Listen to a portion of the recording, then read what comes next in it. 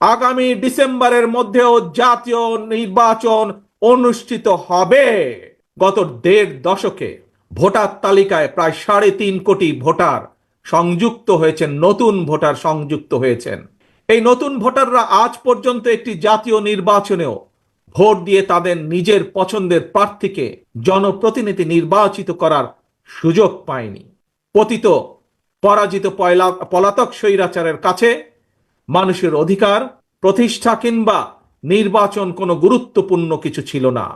সুতরাং সংস্কার ইস্যুর পাশাপাশি জাতীয় নির্বাচন অনুষ্ঠানের জন্য অন্তর্বর্তীকালীন সরকারের দৃশ্যমান প্রস্তুতি নেওয়া উচিত বলে আমরা বিশ্বাস করি বা আমরা মনে করি।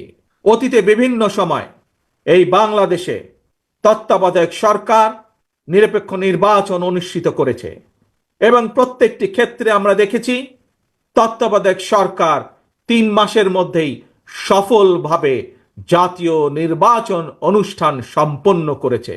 সুতরাং অতীতে এই বাংলাদেশে রেকর্ড রয়েছে 3 মাসের মধ্যে জাতীয় নির্বাচন অনুষ্ঠিত করা সম্ভব। কিন্তু আজ আমরা দেখছি 10 মাস পার হয়ে গেল, অন্তর্বর্তীকালীন সরকার নির্বাচনের দিনক্ষণ ঘোষণা করছে না।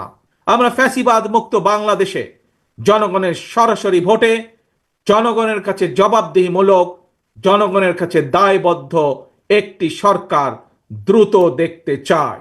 অন্তর্বর্তীকালীন সরকারের প্রতি আহ্বান, আগামী ডিসেম্বরের মধ্যেই জাতীয় নির্বাচন অনুষ্ঠিত হতে হবে।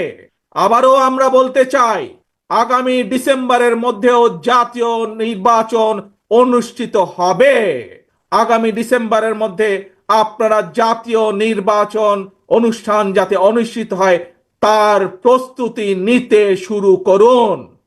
কারা রাষ্ট্র পরিচালনা করবে, কারা আপনাদের প্রতিনিধি হবে, জাতীয় নির্বাচনে আপনারা ভোট দিয়ে আপনাদের সেই প্রতিনিধিকে আপনারা নির্বাচিত করবেন।